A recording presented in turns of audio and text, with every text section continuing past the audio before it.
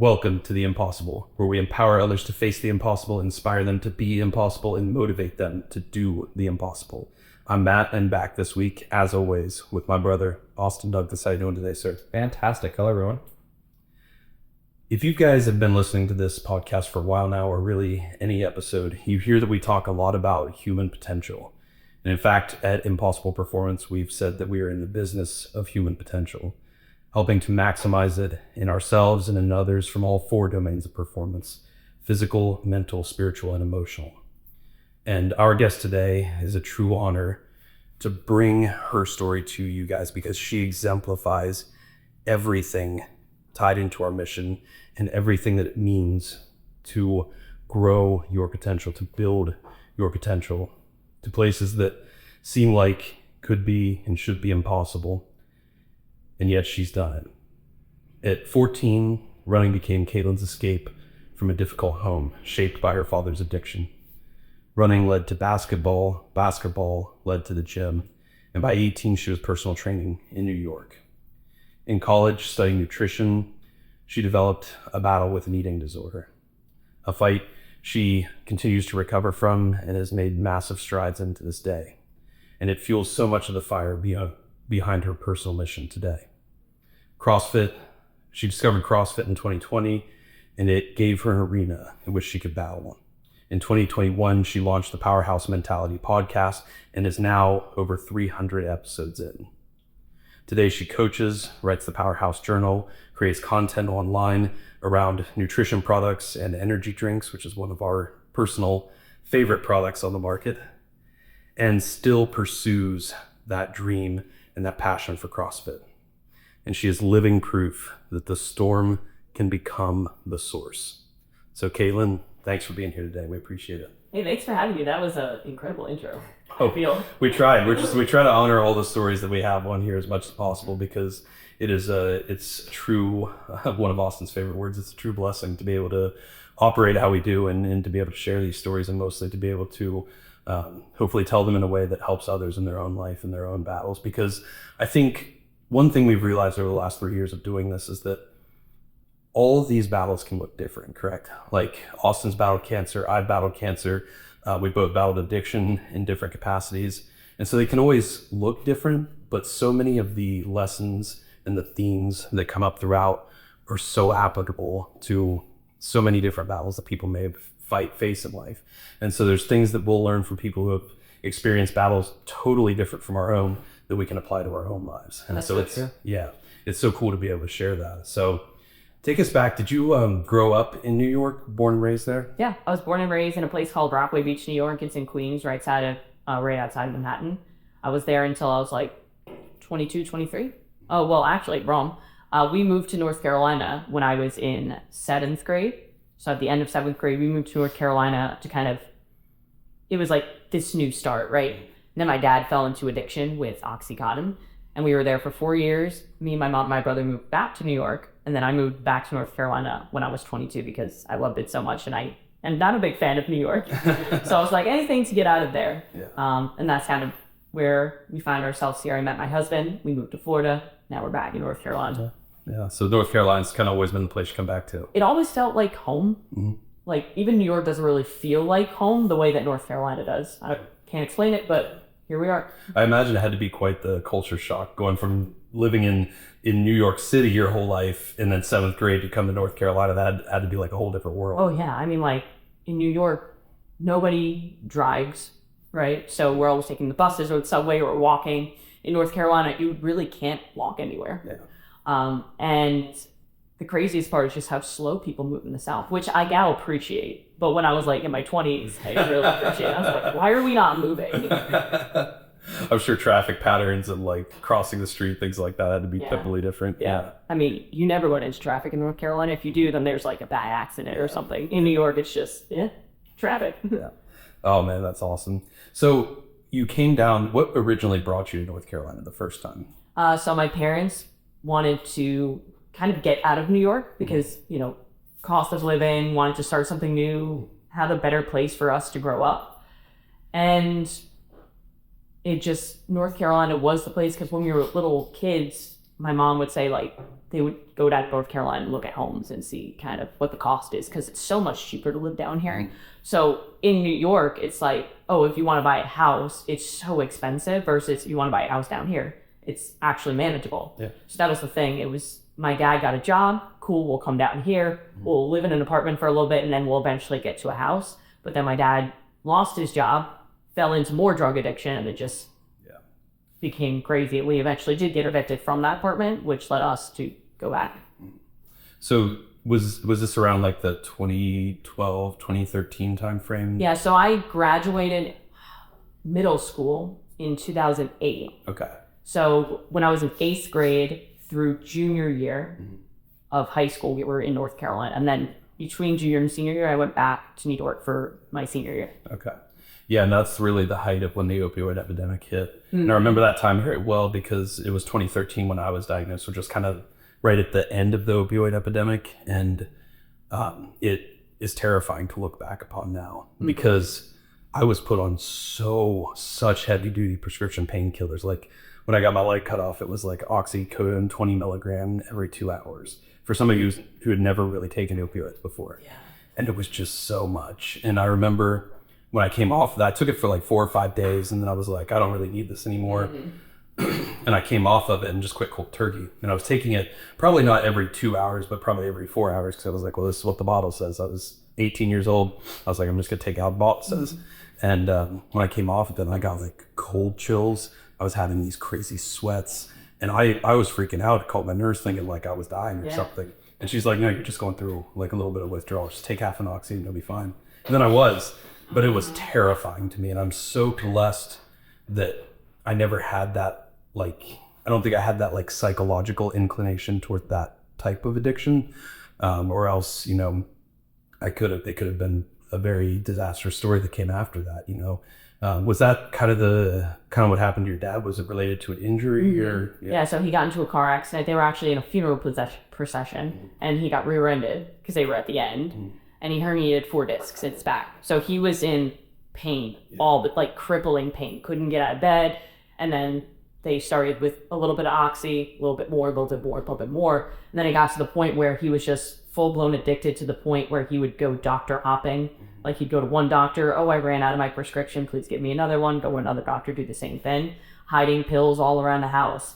I think he told me he was up to like 140 milligrams a day that they prescribed him, plus whatever else he was taking on top of that. And whenever he would go through the withdrawal, because he would run out so quickly, it would be in our apartment, can't have any friends over because my dad's in the bathroom puking his guts up, and he's a loud person, so. Oh man. And those are just such heartbreaking stories, because there's so many people who, such good people at heart, and then because of just a misunderstanding, or you know, there's a whole separate topic to go into, but because of what happened with the medical and pharmaceutical industries, so many people's lives were, I don't want to say maybe destroyed, but like so many people's lives were taken from them. Because that's almost what addiction does, right? Is it like removes who you truly are at your core, and ties it to this external substance that you need now to function. Yeah, I mean, there are a couple documentaries or like docu-series that came out. I can't remember the names of them, but they are so accurate. It's frightening to see what the pharmaceutical industry was doing. Like all the reps were getting paid based on the amount of milligrams that they prescribed. So if somebody was only doing 20, well, if I can get them up to 40, I can make more money. And they didn't care about the person, they cared about making more money. Well, then they tied all of the governing organizations from like the medical standpoint, the pharmaceutical standpoint. So like, you know, the American College of Medicine was saying, hey, pain is now the 6th vital sign. Your patient should never be in pain. There's no reason for them to ever be in pain. Yeah. And then they took one study, I forget the name of the study, but it was done in an institution, it was done in a hospital setting, where doctors used the lowest or the minimally effective dose of opioid painkillers to alleviate patients' pain, and showed that there was less than 1% chance of addiction. Well, then they used that one study alone, which was not even a high enough patient population to be adequately powered, to then say, oh, opioids are non-addictive. And it's just such a misuse of literature and those data. And it was so sad to see, because now doctors, well-intentioned, you know, there are obviously a lot of non-well-intentioned shady doctors, but I do also believe there were well-intentioned doctors who are listening to the American College of Medicine, who they should be able to listen to for guidance, and are thinking, okay, I need to prescribe such that my patients are never in pain. And now we have this product that they're telling me is non-addictive, so let's use it. And then, of course, we all know what happened from there. Those addictive, yeah, completely possible. So what was that like? You said you were in around 7th grade at this time. Yeah, so 7th grade basically throughout high school was when we were dealing with it. Because when me, my mom, and my brother moved back to New York, my dad eventually also moved back. He just moved in with his mom. Okay. And so he was still there, and he was off of the painkillers at that point. He had gone through rehab, but then, and still to this day, he does like other recreational drugs because at this point, it's just changed his entire chemistry. Yeah. What was it like having to watch him go through that? Because I assume he was probably a very different person before that, and then have to watch that transformation again. Yeah, he completely different person. Like, I couldn't even tell you what my father was like before the addiction. And I don't really talk to him anymore because I made the decision even a few months ago to be like, I don't need this in my life. It's just, he doesn't take responsibility for what he did. He thinks that, oh, it wasn't my fault, to like boo me, kind of like the victim mentality, and I can't subscribe to that. And he's just the same person, just on different drugs. Yeah.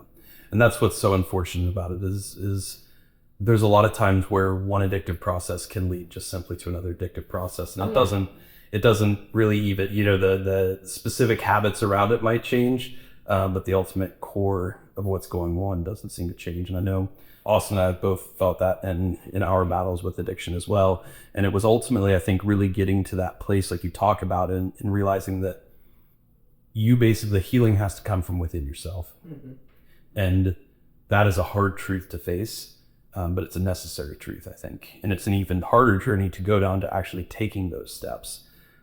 What sort of impact did witnessing that have on you, if any, at that age? Yeah, I think it gave me a different perspective towards life because for one, I never touched alcohol. I had maybe a couple glasses of wine here and there throughout my life, but I never really got into alcohol. I never tried any sort of drugs or weed or anything because I knew that I have an addiction personality in my family. So I don't want to get into any of that because I know what it would lead down. So I think it gave me just a better perspective towards life. And it also showed me that like I can do hard things because I went through that really hard period of time in my life when I was so young, when I was truly, growing up. And I think it just shaped me into the person I am today. I know people don't like that. People think, oh, well, all this bad stuff happened to me. Ooh-hoo. I look at it as I wouldn't be the person I am today without all that bad stuff happening. So I'm trying to make it good by helping other people with this perspective that I've gained. And I think that's one of the most healing processes or perspectives you can take on it, honestly. And because we talk about all the time using challenge to create opportunity. And I mean, you can either use challenge to create resentment and victimhood and all of these negative things, or you can use it to create opportunity for yourself and for others. And challenge is going to happen in life. By default, there is no escaping it. So I think if we can build this default programmed mindset to where when challenge arises, our automatic reaction is, where's the opportunity? How can we overcome this? And how can we, use this to help motivate, inspire, transform other lives in kind? Yeah, I like to say adversity is our greatest teacher. Yeah, that's great. It helps us learn and grow because without adversity, I mean, we would all be too comfortable, and comfort doesn't lead to anything good. Yeah, we talk about the concept of comfort a lot, and that's one that Austin's particularly passionate about because I think we both came from former lives where we were maybe taught or maybe somehow we got ingrained into us that you should pursue comfort. Like the whole point of life is to pursue the highest level of comfort. And that led to nowhere positive for either of us. And it wasn't until we learned to lean into that adversity, like you talk about, that we actually were able to pull back the veil on that. We say that comfort is like basically a distraction from an uncomfortable life, and that's where we see it a lot in society, where people may distract themselves from either their weight or their health or their job scenario, whatever it may be, with food or with alcohol or with binge watching Netflix, or whatever it may be. That's when you pull back the veil and you start to step into some chosen discomfort, or just lean into the adversity and discomfort you already have in life, that you start to learn what you're truly capable of, where that potential truly lies. And then you can actually start building comfort in your own peace of mind and knowing who you are and what you're able to achieve. Yeah, I feel like a lot of people just don't want to accept the reality of where they're at in their life, which is why so many people struggle losing the same 20 pounds that they've been struggling to lose for the past 10 years, because they don't want to face the reality of, hey, you are in full control of this. You're just choosing the more comfortable route. Yeah, and I know you've said before that anything is possible if you're willing to suffer a little bit more. And I think that's a phrase that, like, I read that and I'm like, I understand that, but I think that's a phrase that would be like really shocking to a lot of people, just to take at face value. So what does that entail? What do you mean by that when you say it? It's kind of like that, like, one, accepting the reality of where you're at, because sometimes that's really uncomfortable and it does require a little bit of suffering to get out of. If somebody's very out of shape, they need to push their body in the gym, do something different with their nutrition, and that's going to be very uncomfortable, and they may look at that as suffering. And then when I look at it, like, for example, in my life or in my workouts or my training, it's like, if I can push just a little bit harder here, I'm going to crack into something better. I'm going to become a better version of myself, not just physically, but mentally. And even long days at work, like, there are some times where, oh man, I have to film this next video, or I can just do it tomorrow. It's uncomfortable for me to do it now, but if I lean into that a little bit more, then I'm going to be able to do other things in my life. It's kind of like building mental calluses is how I look at it. Yeah, I like that phrase a lot, building mental. Well, and I think it also changes the narrative a little bit on just the word suffering. Like, it helps us see, like, suffering doesn't have to be a bad thing. True. Like, it can be hard, it can be challenging, it can be uncomfortable, but that doesn't make it bad inherently. So how do people, if you're in that space where you just are totally enveloped by the pursuit of physical external comfort, and maybe you're overweight, maybe you need to start working out, maybe you need to work on your drinking problem, whatever it may be that people are battling, how can they start to go from that place to accepting this truth that maybe you just need to suffer a little more and work toward building toward that potential you have within you?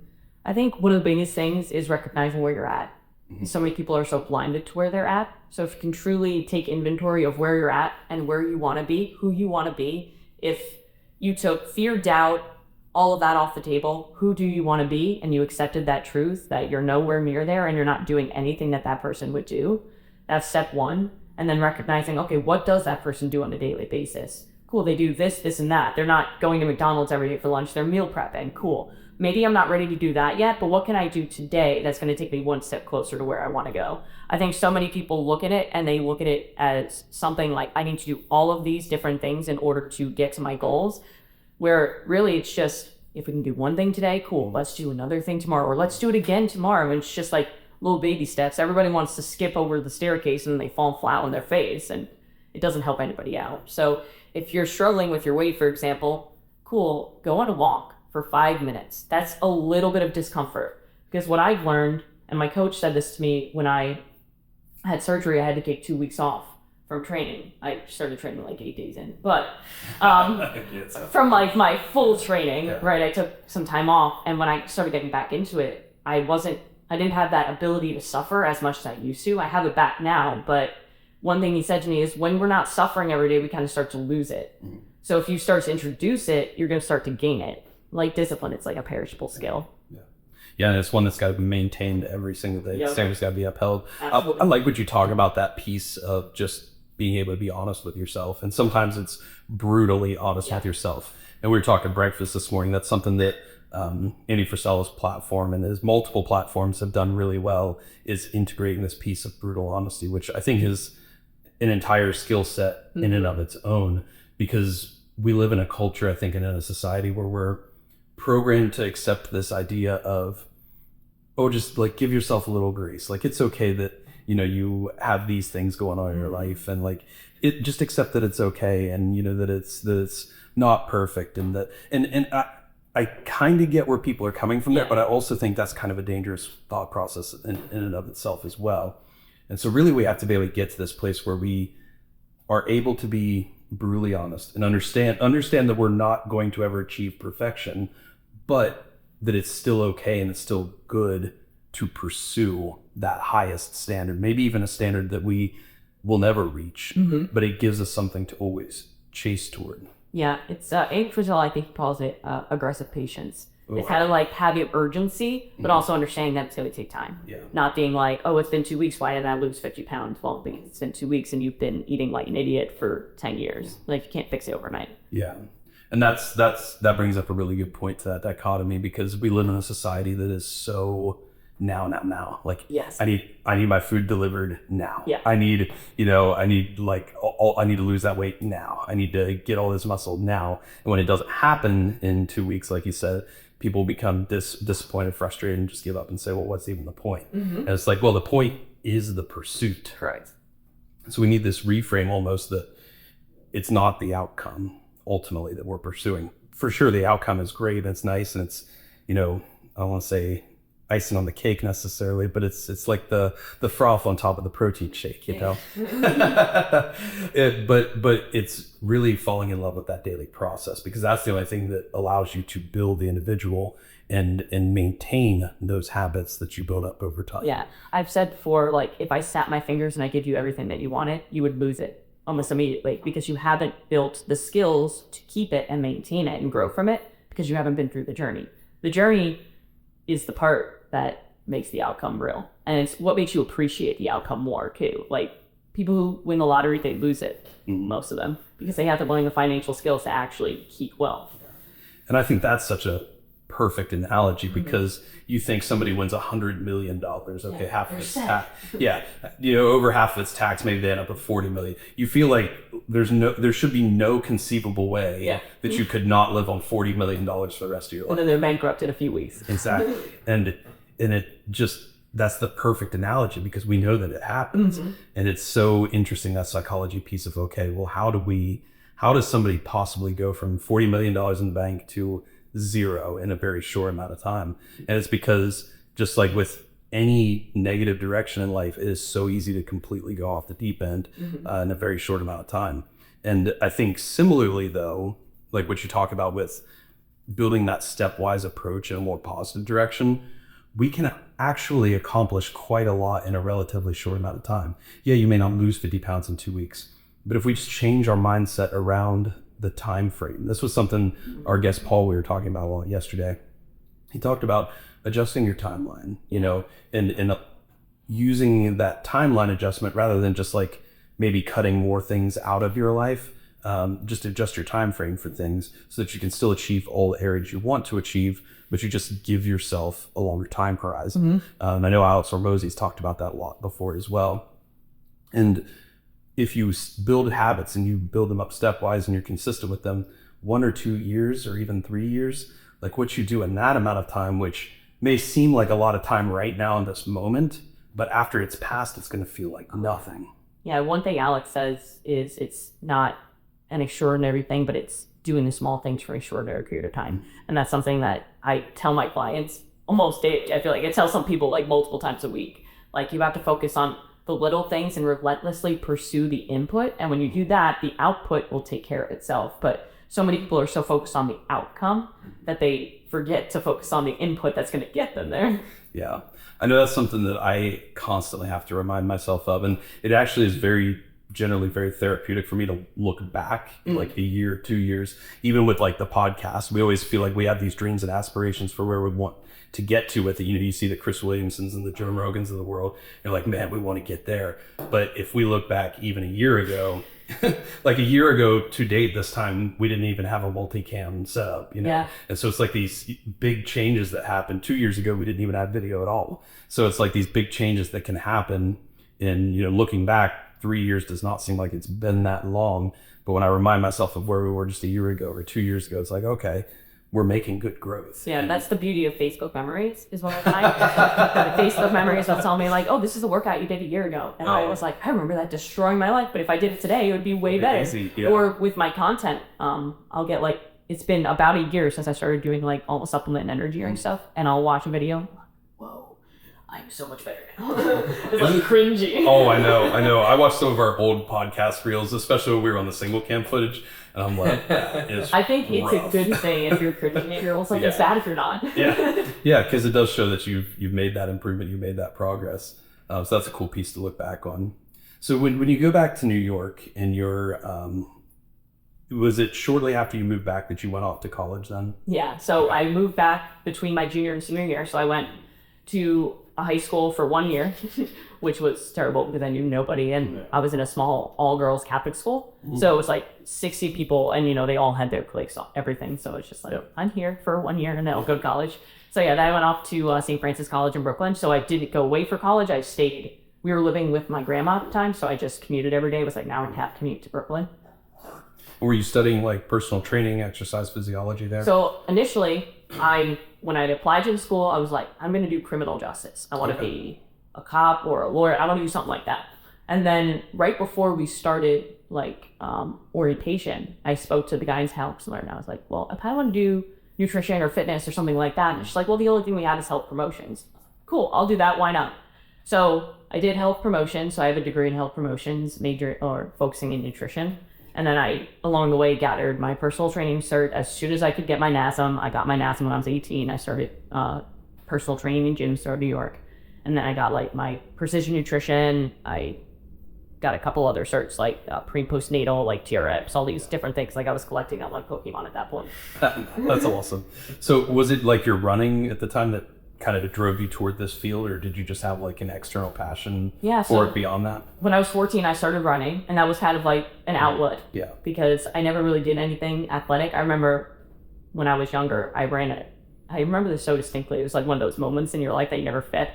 I went to run like a lap around the track with my brother to see who would run fastest, and I couldn't even do half the lap without sobbing. So I looked back and thought, whoa, I just like ran 5 miles easily yesterday, and I couldn't do that before. So I was never really athletic. And I just started running because I loved the mental clarity that it gave me. And then that started to evolve. It's like, okay, if I'm running, maybe I should look into eating a little bit better. And then if I like playing basketball, let's lean into that. And then I started doing like the Beachbody programs they do at home. And I was like, okay, weight training is cool, but let me start to evolve it a little bit more. And that's why Instagram really got popular. And I started seeing like bodybuilding and all this stuff. And I was really excited about that. So I just wanted to learn more and more about nutrition and fitness and then help other people too. Yeah. Do you have kind of one of these, because I know we both have this like kind of obsessive personality a little bit where Don't ask my husband. I know we've got. I actually have severe OCD. Oh, really? Like, yeah. I do like little routines and stuff. Yeah. And it's like every little thing's got. We do that with the podcast all the time. We're like trying to dial in like, does the ISO need to go up 1 click or does it need to go down a clicking in at the little minute detail? And I used to look at it as a bad thing and used to like kind of let it define me. And now I look at it as like, actually it can be a superpower if I use it appropriately. I can let it destroy me if I want to, but that's up to me. Yeah. Yeah. I like that kind of perspective. I think that's true across all, I hate saying like negative or positive traits because I think what you do with it determines your negativity or positivity, but anything that could, well, I suppose any trait could have the potential to be either negative or positive. It's up to the individual to kind of build the direction in which it moves. And I think, do you think a lot of that comes from just those daily habits? Or is there more practice beyond that you have to pursue? Yeah, I think it comes down to setting the standard that you want to hold yourself to, but also holding the standard. A lot of people, what they'll do is they'll be like, oh, these are the things that I do. These are my standards. And then they don't actually hold standards. So they're just putting out a wish instead of taking action with that. So it's about making standards and habits, but then putting action behind them. Yeah, I like that a lot. And that's one thing we built into the app we launched is the first step that anybody goes through before anything else is designing the exact individual you want to create. Outcomes aside, what is the individual? What are their habits, their values, their dreams and aspirations, everything like that, because that's really the crux of what we had to lean into to get through our battles with cancer. Was when I was 18 years old, diagnosed with cancer, told me to get my leg cut off, all these things. I didn't know how to accept that. I did not take that. Like that was completely out of left field for me. And I know it was for Austin as well at the time of his diagnosis. And so it was like, well, okay, what if I don't focus on beating cancer? Because I have no clue how to do that. What if instead I just live as a person who could beat cancer and make that like my daily objective? Like, I'm not gonna have all the answers to that either, but I can pick like one thing, like how would they eat? How would they talk to themselves? How would they think? How would they dress even? These little minute details. And I think all of that comes together to help reshape that identity piece, which is so crucial. The identity is a big thing. It's kind of like acting as if right? So if I want to be a professional CrossFit athlete, I'm not going to be like, oh, I want to be. I'm going to see myself as one. Thus, I live the day-to-day that one would be, and I become one. Yeah, exactly. And that has to be done before you ever achieve that outcome. Yes, the hard work comes before the belief. Yeah, I agree with that 100%. So when you're going through studying nutrition, studying health, diving deeper into the bodybuilding content, getting better at running, basketball, everything you're pursuing, this was about the time that you first started your battle with your eating disorder, correct? Mm-hmm. And how did that first start to develop in your mind? Yeah, so I was going through a really stressful period when I was in North Carolina, like that last year, my junior year, where my dad was really addicted. I was growing up more, so I was starting to recognize things more, I guess. I was just really stressed at school, and I felt a lot of pressure. I don't even know where. Like, when you look back and it's not even that serious. But, like, at the time, it was, like, the biggest thing. And I started to focus on what I could control. And that's a big thing with eating disorders, is that it's less about the food, more about gaining control, because you feel like you don't have control in any other area of your life. So you can control how little you eat. You can control if the scale goes down to a certain extent when it comes to that. So I was just like, okay, cool. I'm going to exercise a lot, and then I'm going to eat less, because I was very uncomfortable in my body at the time. So if I can fix that, then more people will like me, or like I'll be accepted by my parents, even though like that wasn't real. But that's how I perceived it. So I started to just eat less and less and exercise more and more. And then when we moved back to New York, things got way more stressful, because I was like living in my grandma's house. I was very out of routine. I was in a school where I didn't really have friends. I went to college, and it got really bad my freshman year of college.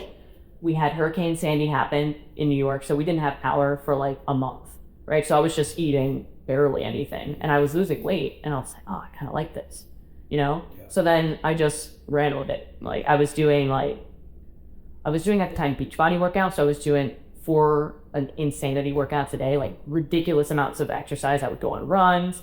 I would just do anything to keep moving, like 20,000 steps a day. And I was eating like 500 calories.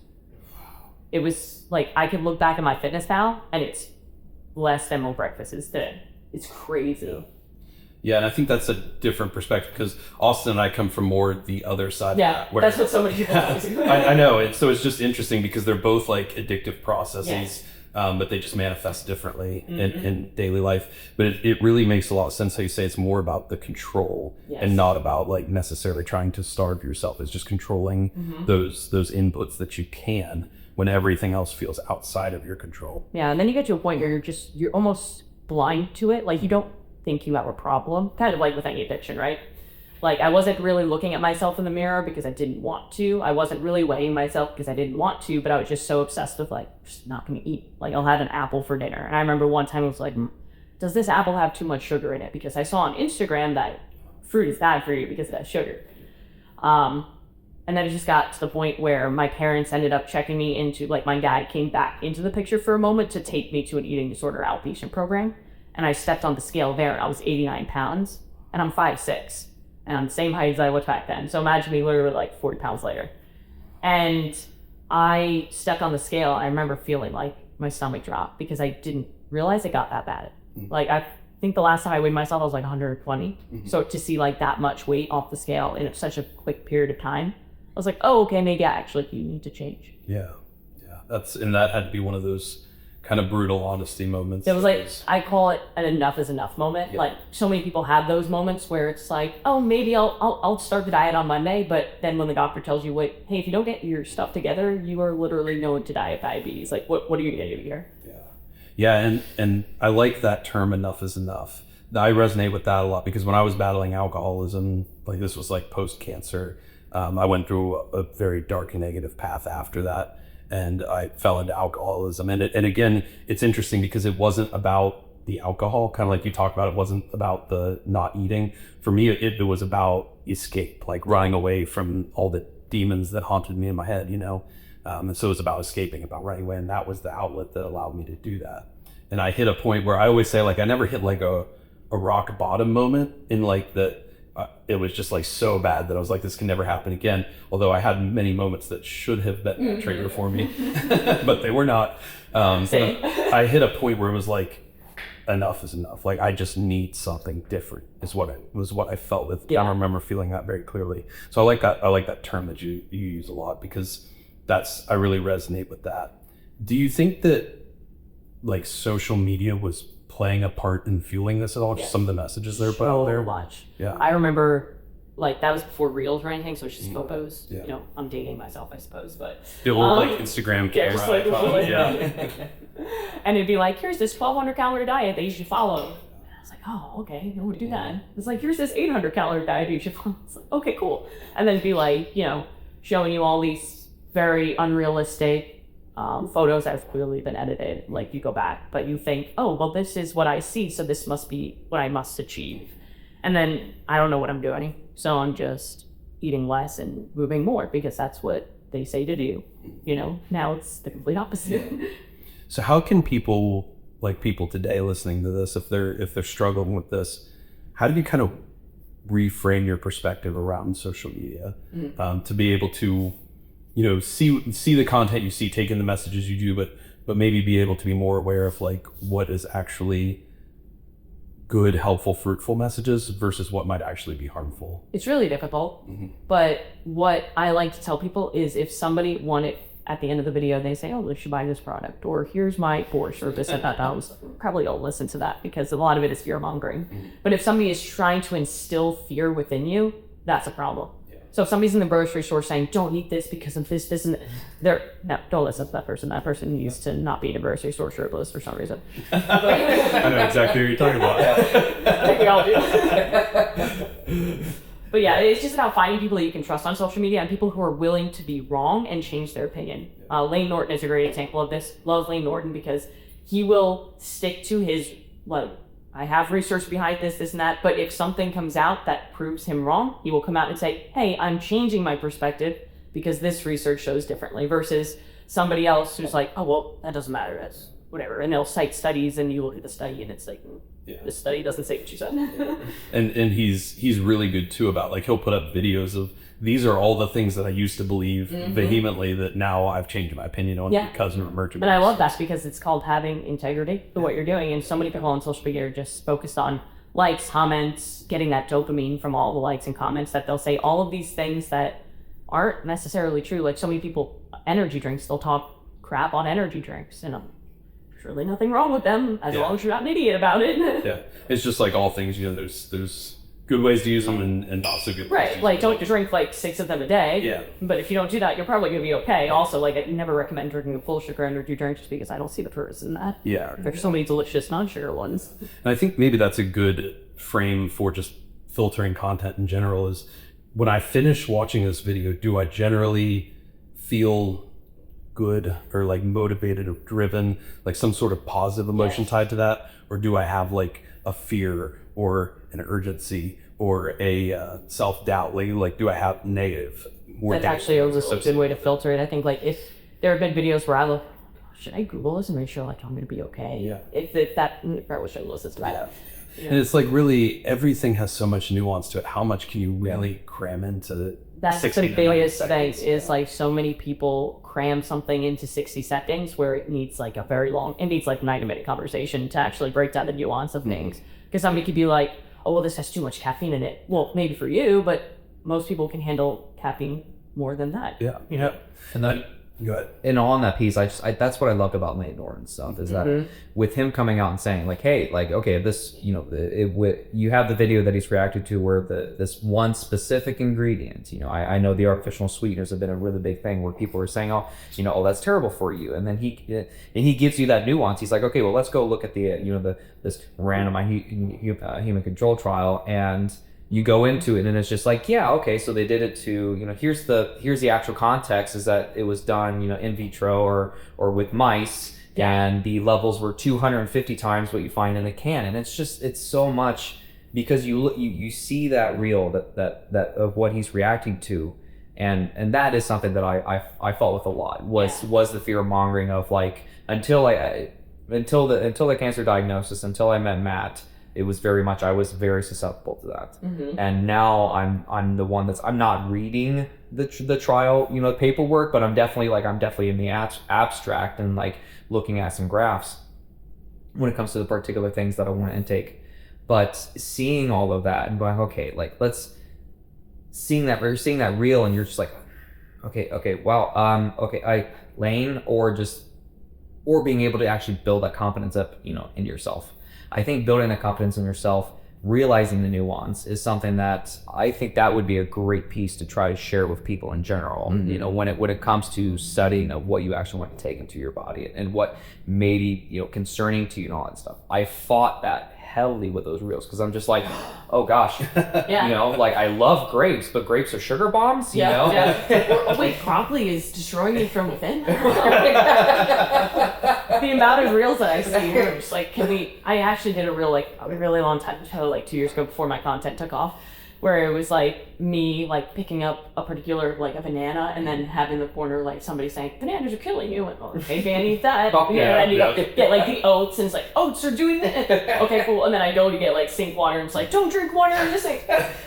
Yes, I can't breathe oxygen anymore. That would be a great one to repost because it's so true. That's true. And probably people would resonate with that because the amount of people, the amount of questions that I get from people who are like, they'll send me a reel, like, is this real? Like, what is it? No. Like, and the artificial sweeteners, that's such a great point, is like Lane Norton does a really good job of, well, actually, you're not a cell in a petri dish. Yeah. They're not, this has X amount, and they're injecting 250 times that amount. So you're fine. Yeah. And it's like, worry about your actual like habits. Exactly. That matters more. Exactly. Because I would say probably 99% of people, like, it's like, we're not living lives that like, we're to the point of like, focusing on the exact milligram amount of sucralose we put in our body every day. Like there's so many bigger levers we can pull. Right. And what's the major and the minor? Exactly. I love that phrase when I've heard it because it's you get this stuff online where that individual who talks about broccoli killing you from the inside out, it's like, well, okay, most people are eating McDonald's or Burger King, and broccoli is going to be way better than what the average American is consuming. Don't consume 25 pounds of raw broccoli. That doesn't sound like in one setting, like your body will tell you if you've eaten too much broccoli. And it's not fun. But like, you're so correct, is that so many people, like I said, they major in minors, they focus on like, oh, the artificial sweeteners, this and that, and I'm like, well, maybe, what, are you even strength training? Are you even tracking your calories? Are you getting enough sleep? Do you even know what protein is? Yeah, exactly. And that's another piece that I think in like the educational space, we need to be so much more focused on is these big, high leverage concepts that are actually fairly easy to implement. Yes. We had a guest on who was talking about that. He's like, in that stepwise approach that you brought up, we was talking about maybe just start with even figuring out what you put in your body. Like take a photo. I had a coach once who told me like, I don't care what you eat. I don't care like anything. I'm not even assigning you a nutrition plan. All I want you to do is take a picture of every single thing you put in your body. And as far as food or liquids, and send that picture to me. That's a good coach. Yeah. That is a good coach. Yeah. Because that's what I have my clients do, is I'll have them, they'll be like, okay, what are my macros like when we first start? They're like, I want you to track your nutrition for 10 to 14 days, depending on the person. And I don't want you to impress me. Just do what you normally do. Just wait instead, so I can see what you're intaking. And then usually they just realize, oh, I'm becoming more aware. Like I didn't realize I had a handful of goldfish between meals. All these little things that people don't realize that they intake. 100%. And that's what he told me. It's like, I don't care if you eat 14 Reese cups in a day. He's like, I just want to see a picture of it. And because then from a coach perspective, I imagine it gives you, this is the baseline.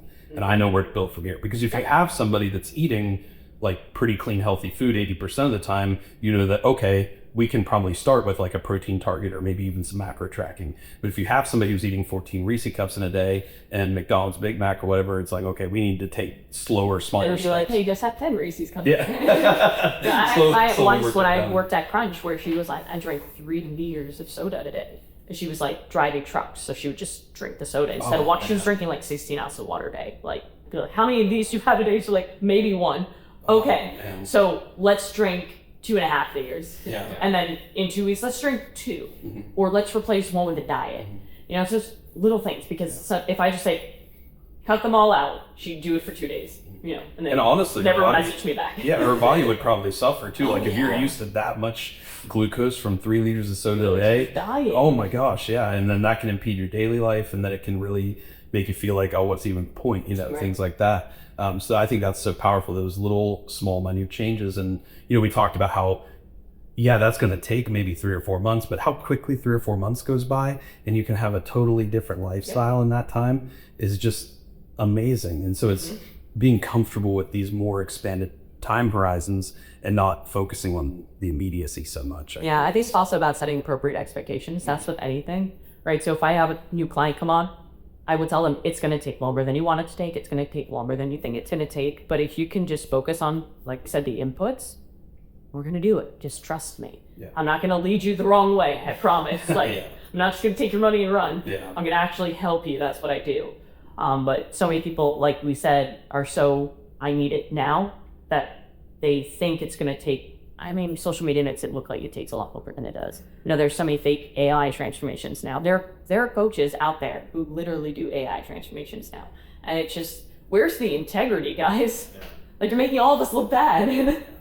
And that's what's so disheartening. And it's honestly a lot of the reason we got into the technology side we did, like building technology for coaches, is because, especially, well, in the age of AI, how can we actually use AI to enhance the human connection with client knowledge? Oh yeah, it's amazing. And we can, help coaches operate more efficiently, help them work with more clients and have a more enhanced human connection. Great. And we leverage AI to allow for that. Like, anytime you can use AI to enhance the humanity of anything, I think is huge. But then also on the other side of that, like, how do we build platforms to where, like, it allows people, potential clients who are looking for a coach? Because if you get on Instagram right now and you search fitness coach, Oh God. it is a black hole of, I mean, there's some really great ones out there, but there's also some really scary And unfortunately, the scary ones know how to do content, and the really good ones don't. Yeah. And so it gets to a place where it's like, how is somebody who is at this point in their fitness journey of not knowing where to start, not knowing what to do, how are they supposed to be able to filter between who are the good coaches and who are the not good coaches? Because they're going to see the bright, flashy, showy content and think, oh, that must be a really good coach. Yeah, I think you should follow somebody for a while before you ask to be a coach, right? So build trust with that person and understand, like, if you watch my stories, for example, I show my entire life, like the good, the bad, the ugly, and you'll be able to see, like, I'm just a genuine human being who likes to help people. And if you think any other way, well, then you're reading my content. I don't know what you're watching, right? Versus, like, if I watch somebody else and they're just like, this, all this, you can immediately, at least I could smell bullshit from a mile away. Yeah, I think it's always a telltale sign. If somebody says something is always good or always bad, like that's always a flashing red sign. Yeah, we have, like, it just goes in so many different directions. For a while, it was like only the highlight reel. Now you have people who are like posting videos of them crying on social media. Yeah. Did you one day just, like, you're having a bad day and you're crying and be like, oh, let me film this? Well, that's the things that I get, because we'll get content pop up sometimes where it's like people who are cancer patients and they're just like sitting in a chair crying their eyes out, and they're like, how do I move on? I'm like, you have to set up a camera and a tripod, and I see lighting coming in, right? And like, you're near this window and at this table, and you positioned all these papers out with your bills. I'm like, there's a lot of thought that went into that to have that moment of, and so but there is a balance too, because I agree with sharing the real, raw, honest moments. And so but I think there's a dichotomy to it, and we just have to be able to, I think maybe as content consumers, we have to build up a skill of being able to generate our own filters of what's actually serving me and what's actually maybe tearing me down or just not leading me in a positive direction. Yeah, so the way that I look at it as creators, if I'm sharing something vulnerable, I want to leave my viewers feeling empowered, leaving it. And I don't want them to be like, oh, that was really depressing. Right? So I'll be like, here's this bad thing that happened, but despite that, I'm going to keep moving forward because I know that, it'll eventually paint all with ends. It's just, are you going to allow it to impact you negatively, or are you going to try to look for the good in it? I like that. And it plays into that filter we talked about earlier too, of, as a consumer, do you leave that video feeling good, empowered, inspired, or do you feel it leave it feeling bad about yourself? Yeah, because there's some people who I watch and I'm like, nah, you're going for a tough time, but like, so wide. But like, I leave your stories and I feel like, wow, I'm really depressed. Yeah. Because you just boo me, and it's, everybody wants to point the finger, blame at everybody else, but until you point it back at yourself, you're not going to move forward. Yeah. And you've overcome so much challenge in your own life, even from a young age, working through your father's addiction and then your own battles with eating disorders. How did you go from going through those challenges to then not allowing yourself to slip into that kind of victim mentality? Because that's a big thing that I think has pervaded culture and society today, is this victimhood mindset. And it almost seems to the point that people are sometimes looking for ways that they can be a victim, because then it somehow justifies their Yes. position in life. Yeah, because like you use that as the excuse, just like, oh, I'm not doing the work because like this has happened, you know. Or people use that same excuse as like, I'm trying to find the hack to that law, so until I find that hack, I won't do anything. So no, there's no hack. You just have to do the things that you're avoiding. And I think that that's a big thing is with people when you're in a really hard time, it's very easy to fall into that victim mentality. I can't remember, I think it was Nick Bear where I heard the analogy where there are peaks and valleys in life, and a lot of people when you get to the valley, it's really easy to unpack your backpack and just kind of like chill into comfort because it's nice down there. But you need to put on your ruck and walk up that mountain, because if you don't, you're going to keep falling deeper into that peak or that valley. So I think it's all about just literally one day at a time. It really is. And telling yourself, okay, what can I do today that's going to move me forward? It doesn't need to be some big extraordinary thing, but just do something today that's going to build your confidence in yourself and move you towards the person you want to be and get you out of that depth. And the thing that I keep telling myself is I've been through harder things, or even if I'm going through a really hard thing, it's like, I know I will come out stronger on the other side because we've all done stuff hard before. And we know that on the other side, we become the strongest version of ourselves. Yeah. Yeah, I like that a lot. And I think that's a powerful antidote to this kind of victimhood culture that pervades society today. And even like we were talking this morning at breakfast, like I had one of those moments this morning of that extreme anxiety of like, oh my gosh, I'm not doing enough. Nothing's going the way it needs to. Like I need to be doing more. Who am I to think that I can come out and just record this podcast? Yeah. You know, those thoughts but the thing that gets me through that is I think I've built such a commitment to the daily actions that I know I'm going to do for as long as I'm alive, no matter what happens, that even when I'm going through those moments, I just keep moving through doing the actions, even if I am struggling with severe self-doubt about them. And I think that following that path is kind of what pulls me out of it. I like that Nick Bear analogy because it's kind of that thing is like you just keep moving forward. It's like that imposter syndrome. And so many people, I get questioned about, how do you deal with imposter syndrome? Well, everybody has it. Literally everybody, even like the most successful people in the world have it, but they act regardless of it. So kind of where it goes back to what you were saying is you're building proof every single day that you are the person that you want to become. Like you're building proof that you're supposed to be here recording this podcast because you're doing work, versus somebody who's just speaking affirmations at themselves in the mirror and they're not doing anything with it. It's like, okay, that doesn't do anything. Yeah. And that's something both Alex and Andy, they both talked about. Yeah. Like they still struggle with time. Oh yeah. I'm like, man, if they're struggling with it, this is just something that's always going to be here, you know? And I think that's what I've accepted. It's like, it's always going to be here, but how can I, it's almost like the OCD thing. How can I use it in a positive way? Yeah. And how have you found like positive ways to use that? I think that it keeps me relentless. Yeah. Literally. Like I'll always try to make my content as perfect as I possibly can. Like even the little details. Same thing with my training. Like I'm always going to push myself the hardest I can in that moment.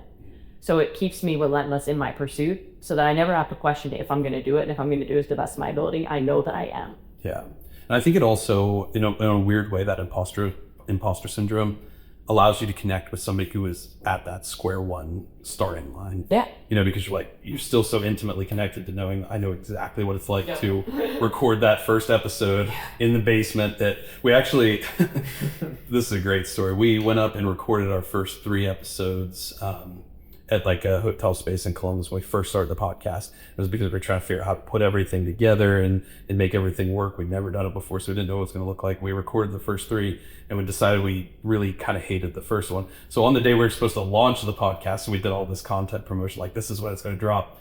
It was like midnight the night before. And I'm like, Austin, we've got to re-record that first episode. And so we woke up at like 5 a.m. on launch day to re-record it, but then it ended up being so much better. I do stuff like that all the time with my content. Yeah. There'll be videos, and the amount of times this happens, where like my mic isn't on, and I feel really good about it, and I watch it back, the audio kind of sucks, and I really don't want to re-record it, but I'm going to re-record it.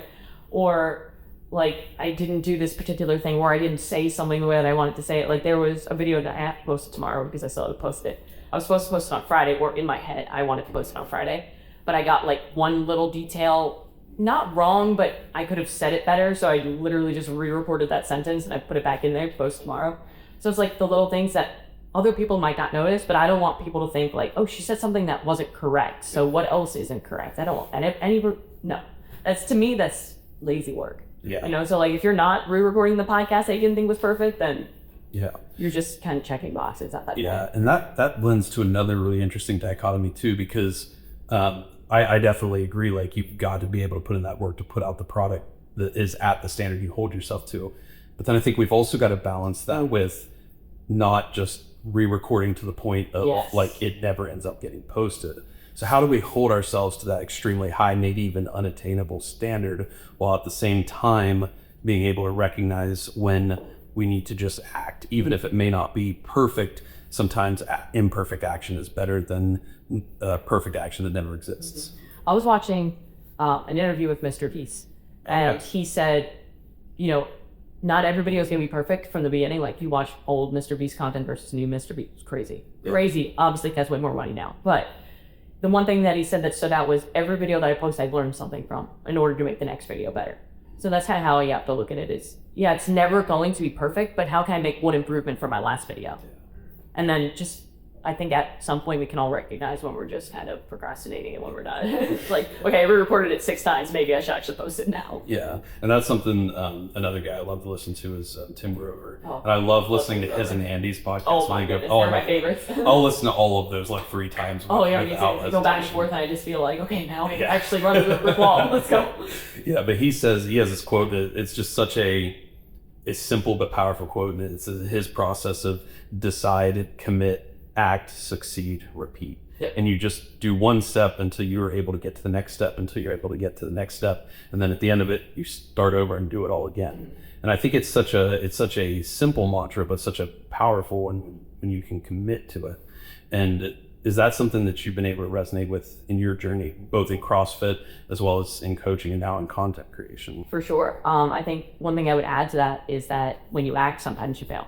Yeah. And failure is literally a necessary part of the process.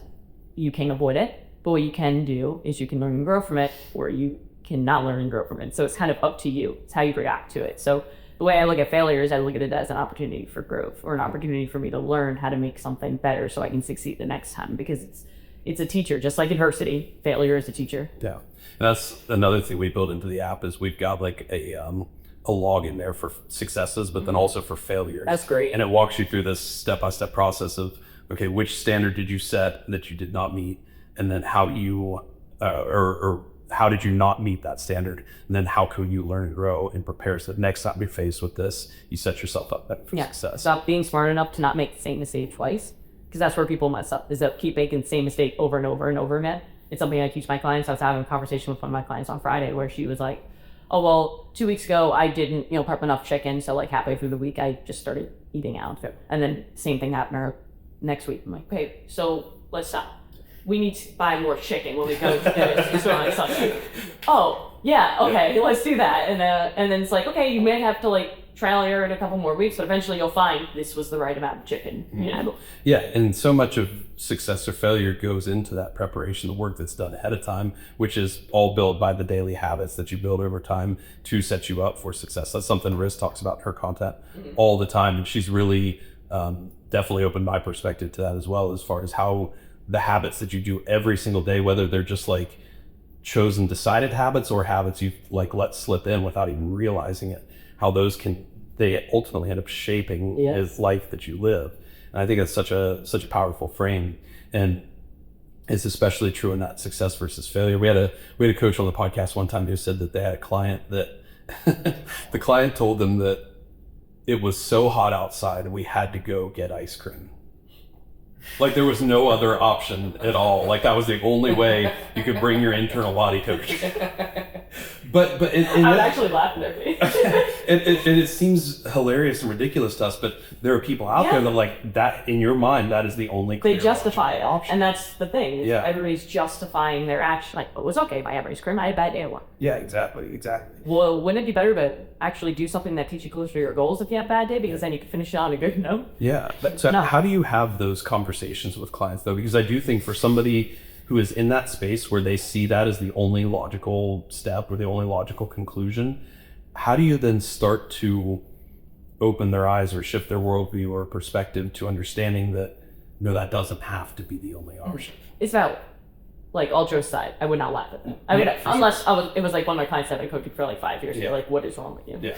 But the reality is we have to meet the people where they're at. So they logically, I look at it from their perspective. So they thought that this was the only option. So how can I open up their mind and give them other options so that, okay, this happened, but how can we make a better decision next time? So hey, instead of having ice cream, hey, why don't you always have like a Ninja Creamy thing in the freezer and then you're ready and let you can have your ice cream? Or why don't we, have something different like water or something, tastier that's lower in calories or that's into our nutrition for the day. Yeah. I think it's about meeting the person where they're at and then always looking through their eyes because they made that decision because for some reason they thought it was the right decision. They didn't just do it with complete self-sabotage. Usually it's not completely self-sabotage. Yeah. They thought it was going to do something for them, whether make them feel good in the moment or maybe take them closer to their goals, whatever they were thinking. But I like to look from their perspective. It's like with any tough conversations that I have, even if it's like having a conversation with your significant other, if they said something one way, you have to look at it through their eyes and be like, well, why did they say that? Because they didn't say that because they wanted to hurt me, obviously. Yeah. But how can we communicate? I think that's the biggest thing. Nobody gets able to. Yeah. That's one thing I say to my team all the time is we only experience reality relative to our own perception of it. And so that, like you talked about, like in a marriage or in a relationship, like, do you really think that person was trying to hurt you? Yeah. Or from your perspective, maybe that's how you see it.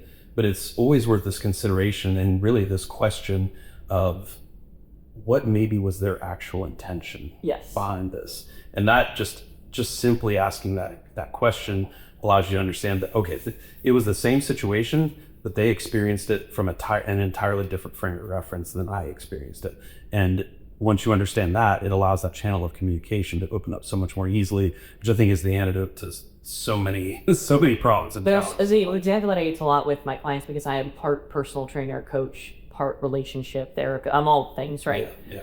And one thing I say is when years ago your other slams the door, and then you're thinking all day, oh man, are they mad at me because when they slammed the door? And you're thinking about this all day, creating that story in your head. When in all reality, the wind just caught the door and it slammed, and the other person just go throughout their day like nothing's wrong.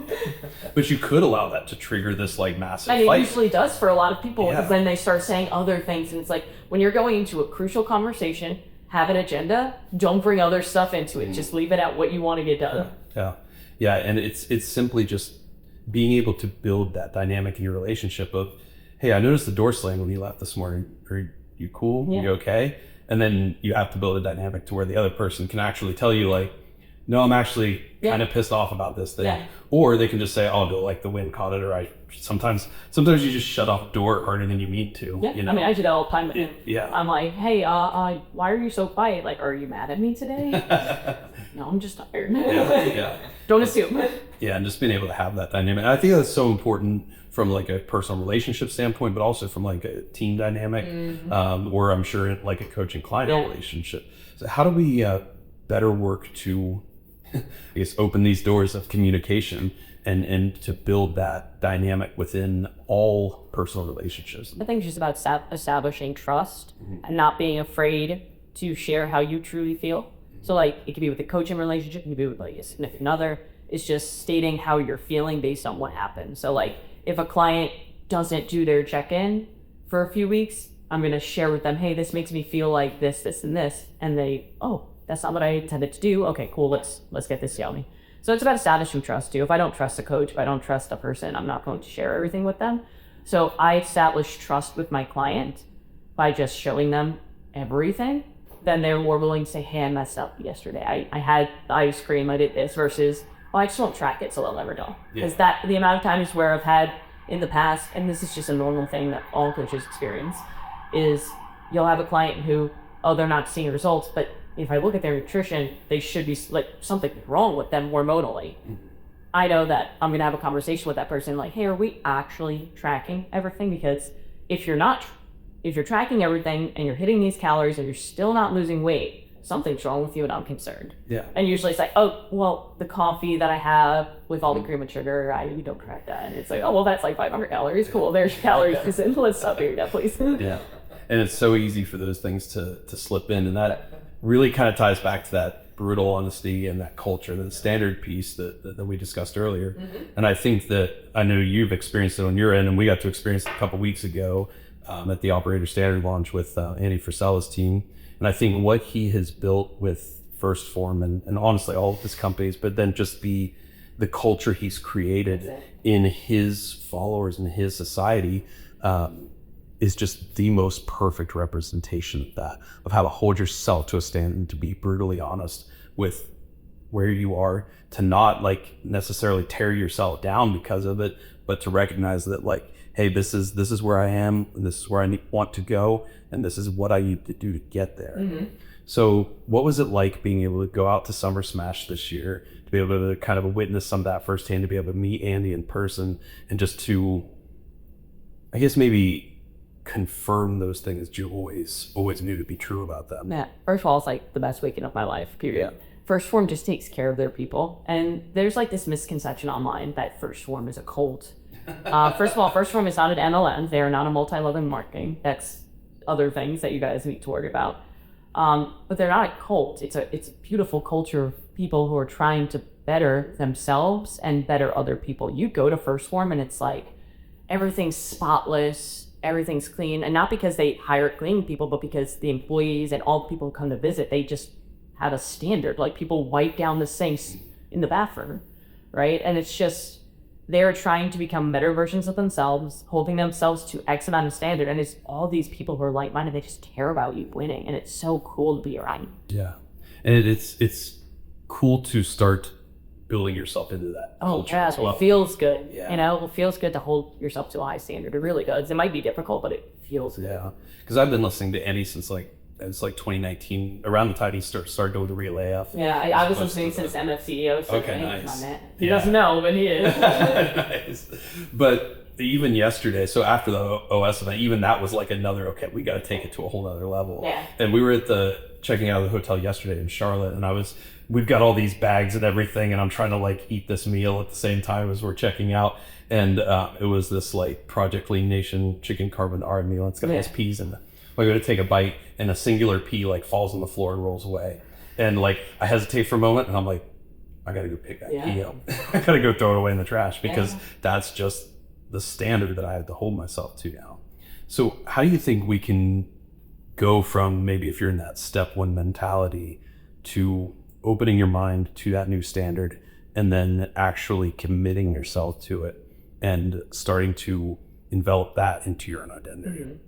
I think, well, the way that I start for a lot of clients, for example, is I'll have them set like 3 standards that they hold themselves to. And it could be, and usually I like them to be very broad, to be like, I keep commitments I make to myself. So then in the morning, you go through your standards and you remember what they are. Like, hey, I keep the commitments I make to myself. So every time that throughout the day that you're faced with something, like, is this keeping the commitment I'm making to myself, or is it breaking it? Cool, it's keeping it, let me do that. It's breaking it, probably shouldn't do that. It's kind of just like a filter that you put all of your decisions through. That's how I look at standards. But again, it's like you can write down these standards. They look pretty on paper, but until you actually put them into action and hold the standard, they're useless. And that's where a lot of people do it. Like, they'll write down, well, these are things that I do, and then they never do them.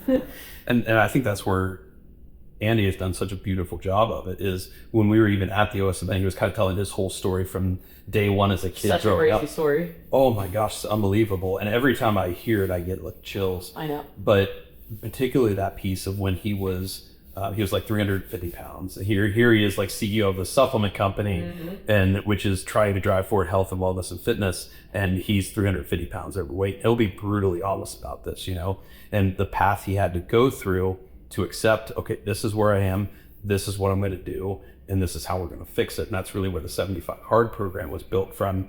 But then at the event, he showed a picture, not just a side-by-side transformation of 350 pounds to where he was, 6 months later. He showed his 350 pound photo to where he was last week from the event. Great. And he's like ripped and has abs, and like his arms are gigantic. Huge. And so it's like for over a decade now, he's committed to and held the standard to the point that like he could have taken his shirt off on stage and been extremely proud of it, And that's seeing that, I think, is what makes so many people be drawn to that. And I think there's almost a yearning in society for that standard, for that culture. I know we certainly feel that, and definitely felt that way walking away from the event, because in a society where mediocrity is not only tolerated but often sometimes encouraged. It's average. It's what people do. It's like the average American, right? You look at like the average American is overweight. The average American makes X amount of money. They don't have enough money to have like, back out, so it's like, you don't want to be average. So stop doing what average people do. Yeah. And I think that is such a powerful shift to regain not just society, but like our culture here in America, and ultimately globally speaking. And that's where we need to shift, is more toward that. When he talks about personal excellence, the ultimate rebellion. I love that. I love that so much, because it's so real. And another thing he says, like when he speaks about his journey, going from 350 pounds, like what got him to move, it's like, oh, if I don't do anything now, in a year, I'm gonna be 450 pounds. And then most people don't live past 40 when they're like that heavy. So you have to really think about, again, brutal honesty. Like, where am I going to be if I don't make a change? And it's always going to be harder too. Yeah, way harder. Yeah, that's one thing that, having our daughter was the most beautiful, precious gift I've ever received in life. It's been one of the most amazing experiences, being able to help raise her, be a part of her life and an influence on her life. But it comes with its own unique set of challenges as well. And so it's like, if I don't do this now, it's not going to be easier when I have a kid. And now my wife's pregnant with our second child. So it's like, if I don't do it now, it's only going to get harder when we have our second child, because there's significant time dedication, commitment, priority that goes into that. And it should be. It absolutely should be. But it's not only that, it's like, I want to live at the standard there's a certain standard I want my kids to see me live at. Mm-hmm. And I think that's an immense responsibility as well, that I always try to take it as seriously as possible. I think should be taken very seriously. So do you feel some of that responsibility as well, now that you dove heavily into the content creation side, and that's one of the primary drivers of what you do? Do you ever feel that sense of responsibility to your message, to your brand, to your followers, to help maintain that standard in day-to-day life? Sometimes, but honestly, it's for me. Okay. Because I know that if I don't know the standard, the only person that it's going to affect is me, truly. Like, yes, I might not, if somebody finds out, oh, she's not doing what she says she is, they might not feel good about that, but at the end of the day, it's on me. Yeah. So I take all the personal responsibility for myself. Like, I'm so happy if I inspire someone, and if I educate them. My goal is to help people. Yeah. So if I can help one person with my content, amazing. But at the end of the day, everything that I do isn't for if I didn't post anything on Instagram, I'll still do the same thing. Yeah. I honestly really love that perspective, because what it also does is it gives you all the control. Mm-hmm. And we have a line, we say your potential is your responsibility. Mm-hmm. And what we hope to achieve with that is that it gives people more, like, you can control yourself. Mm-hmm. You can't always control like how many views a certain video gets or how many comments a certain video gets, but you can control it, guarantee that you are always living to a certain standard within your own life. And then, as you said earlier, if you have the inputs aligned properly, the outputs will always come over along that time horizon. Yeah, it's like when I was at the Arnold, I had somebody come up to me and be like, "Oh man, like I was talking, you sound exactly like you do in your videos." I thought that was just an act. I was like, "No, I'm who I am." That's just who I am. Yeah. Sorry. I think that's the best way to be, like in the age of the AI transformations. Mm-hmm. And Alex has said this for years. He said that attention used to be the most valuable resource, and now in the age of AI, it's going to be authenticity. And so if we don't, and I think that starts with just brutal honesty to yourself. That's where authenticity starts. Is you have to be authentic with yourself, and then you can be authentic with those around you, and then on your content and everything else that stems from there. And I think that's really what we as consumers on social media want to be able to relate to. We want to see somebody like, I've not met Andy personally, but I would imagine, and maybe you could speak to this, that he's the exact same in real life as he is on camera. The exact same. And for me, I don't know, maybe this is some disconnect, but I can't even understand why people would do something like that. I literally, life is short. Why are you spending so much but not being who you are? Just be who you are. If people like you, cool. If they don't, great. You don't like everybody, so you can't expect everybody to like you. Yeah, and I would imagine it probably comes from that place we talked about earlier with comfort, is people are not actually comfortable with who they really are. Yeah. So they develop this ulterior persona to put online that maybe they are more comfortable with, and then they get the affirmations from people about somebody who they really aren't, and then so you almost develop two different identities probably. And that most disappointing thing is when I need somebody from social media in real life who's literally not the same person. It's like, okay, oh, you're fooling a lot of people. Yeah, and Andy gave some powerful reframes on that as well, where he talks about he doesn't do a lot of public speaking anymore because so many people he would get on stage with that you were thinking phenomenal people are not actually living that life at all. There's only like, I feel like a handful, like on one hand I can count people who are probably like really good people or from on social media, Andy being one of them, Alex being another, and my left being another. Yeah. A couple of really good people. Yeah, and so I think it helps from the consumer standpoint too, because it again teaches you to question like, okay, this person who seems like maybe they're doing all these things or seems like they have all this success, maybe it's always just worth keeping in the back of your mind that may not be the full story. I always like to think social media, a lot of it isn't real. So just always remember, like, don't believe everything you see online. Yeah. So I love this discussion today. It's been an honor to have you on and chat. I would be remiss though if we didn't at least spend a little bit of time talking about energy drinks. Let's get into it. We gotta dive. This is why I'm here. The core, crucial part of the episode.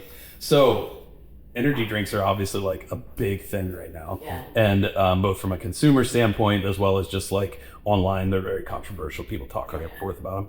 What, like, if you could give like the top 3 to 5 points that people should think about in regards to energy drinks from your experience, like what should they be? Well, everything in moderation. Yeah. Don't bait any of it. Yeah. But that's just because of caffeine. Like, you shouldn't be consuming studies say 400 milligrams of caffeine is like the general safety line, but no by itself, right? Like for me, if I have an energy drink that has 300 milligrams of caffeine, I am not well. So 200 is like my nice sweet spot. Maybe I'll have like an extra one on some days, but some people, my husband drinks like 3 of them a day and he's perfectly fine.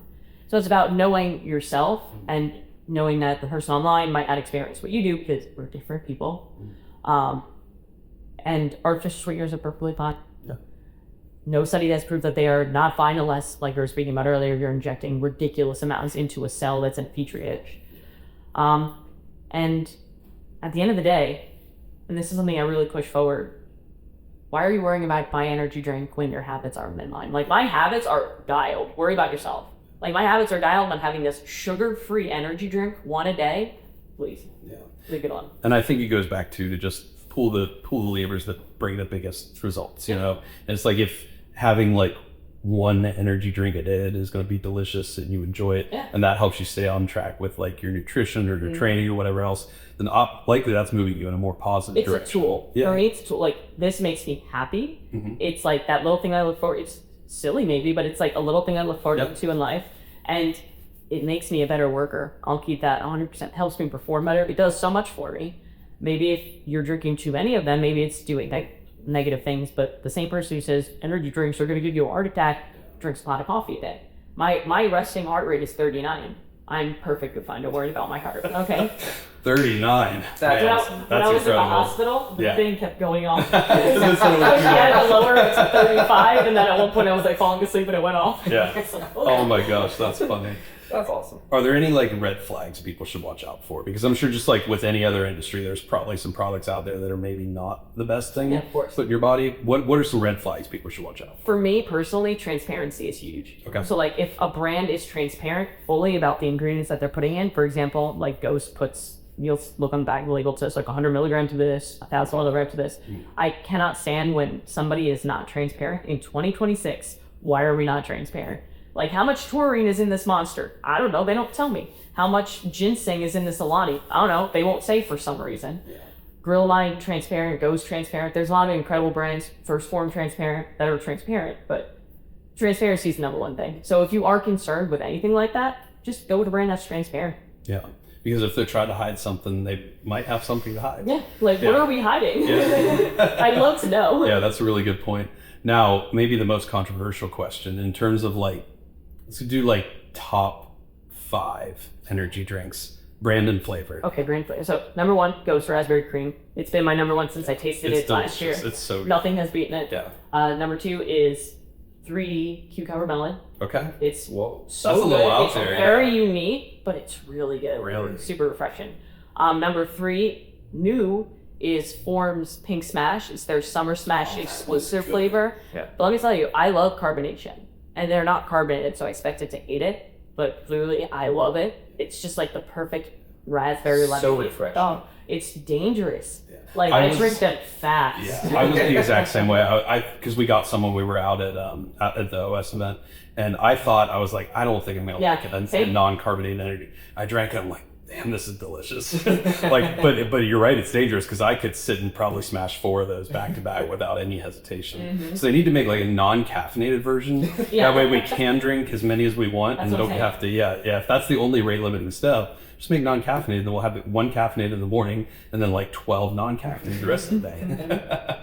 I would say number 4, I'm gonna throw Ghost iced tea lemonade in there. That's a really good one. If you like iced tea, it's amazing. If you don't like iced tea, why did you buy it? Yeah. I hate when people say, oh, I don't like this. Well, then why did you buy it? Just don't drink it. Yeah. And then number 5, I'm gonna say 3D raspberry sorbet. Actually, it's a limited edition flavor that they came out with this summer. It was actually leaked a month early by Vitamin Shop. So shout out to Vitamin Shop, but also shout out to Christian Guzman, the owner of Blue D, who pivoted and adapted to make it happen. But that one is good. Yeah. He's such a cool guy to follow online, and like he's one of the guys that's been there since. Oh my gosh, I've been watching him since day one, and I met him at the Arnold and had like a conversation with him. Yeah. And he was like, "Oh, I love your videos." I'm just like, "Oh, what?" Stop. Yeah, he's a cool dude, and I love to see the 3D brand. Oh, I love it because they're underrated, so underrated. They're just caffeine and B vitamins, so there's nothing like special with nootropics. I prefer nootropics, but I do love their flavors. I've never had a bad 3D. They're so good, and they're $1.99 a can. Yeah, that's crazy. It's so cheap, and you can even find them. I've been finding locally at Dollar Tree for like $1.25 or something. Yeah, and when you go into gas stations, they're like $3.59 now. It's like that's an insane deal. So I love those, and that one of my favorites of theirs is that watermelon grape one. Two flavors you'd never think about mixing. It's so unique. But it works. Yeah, it works. So. Cool. Well, hey, I really appreciate your time today. It's been a phenomenal discussion. I guess one thing to kind of leave people with, for somebody, if you could go back, this is a question I often ask a lot of our guests. If you could go back to where you were, you're in college, and you're battling through this eating disorder, and for a long time you don't even realize that it's become a problem, but to that version of yourself who stepped on that scale and saw 89 pounds, if you could leave her with one thing that you know now, being clear, where you are in your journey now, what would it be? That's a great question. And I saw a picture on Instagram like a couple days ago, and it was, be the person where those people say that MF doesn't quit. I don't know if I can curse here, so I'm just gonna say that. You're fine. That MF doesn't quit. And man, that resonated with me because I want people to see me as the person who just, dang, this girl just doesn't quit. And that's why I say to that person, it's like, hey, just don't quit, you'll be okay. Like, so you don't quit, you relentlessly pursue the things you want in life, you're gonna get there. Don't worry about it. Just worry about right now and just pursuing it. And again, that's something that you can always control. Correct. As well. You can always control whether you're, and it's not like you're gonna have massive success every day, like you're gonna fail. Oh yeah. But you can always control whether in face of that failure, do you stand back up and you keep moving forward? Yeah, you can always control your attitude, your effort, and your actions. So just focus on those things. Yeah, I love that. So what's next for Kaitlyn Kenna? Man, I'm just gonna keep rolling with this content thing. Yeah. I have a lot of different ideas that I want to bring forward to like the supplement and energy world and start to like build this into like an actual business and thing. Like with you guys doing the app, it like gave me a lot of ideas too, and just continue growing the podcast, continue working on my CrossFit, but really just building this into something that's going to change the industry is how I look at it. I love that. Those are, we love impossible goals. Oh yeah. That's something that's like, right, okay. I mean, my goal with anything, like, no hate on all the content creators to do what I do, but my goal is to be undeniably the best, and I can will not stop until I am. And if I am, I'm still not going to stop because I am so quit. Yeah, I love that. Awesome, brother. You got anything else for today? Thank you so much. That was an incredible conversation, and I think I shared this with Matt, and just really looking forward to this podcast. Yeah. And love the content, love the brutal honesty, I would say mostly, and your deep dive into that transparency kind of foundation, I feel is what it's very Lane Norton. And so that's what's, at least for me, has just been an absolute like an attractor to your content and into that honesty. Thank you. Really, that's like my goal. I really want to I don't want people to see any BS with it, because there isn't. I'm just going to share how it is. Yeah, it really comes through really well. And that's one thing I've felt since day one. I don't even remember the first time I saw one of your videos, but it like popped up because I talk about energy drinks a lot. I drink a lot of energy drinks. So Instagram God showed it to me one day. And it was just like, it just felt so different. It felt so like fun and honest and just like lighthearted. It was just an energy drink. I mean, it's like, I want to educate people, but I also want to entertain them, because I know life is hard. So like, if I can make your day a little bit better with my 90-second video for you. And it's always so exciting. It's like, there's so many energy drinks out there that we just don't have access to, like the first form watermelon. We see your video of it, it's almost like we get a taste of it, you know? So it's really cool. Yeah. Well, thanks for being here today. If anybody wants to follow you online or learn more about what you're doing, what's the best place they can reach you? Instagram at Kaitlyn Kenna Fitness, as well as at the Powerhouse Mentality, at the Powerhouse Journal, and then my podcast is the Powerhouse Mentality. Okay, perfect. All right, guys, you know the rule. We don't run any ads on this show. And the only thing we ask is that if you got something out of today's episode, which we know you absolutely did, please copy that link below and share with as many people as you know you believe it would help, because that is how we achieve our mission with Impossible Performance, to realize the vision for the work we're trying to do in this world. And I can't think of any better words to close with today than with Kaitlyn's own message. And that's that a powerhouse isn't somebody that the storm cannot touch. It's somebody the storm cannot stop. And if you are in a storm right now, do not ever quit. Thank you guys for listening today. And as always, be impossible.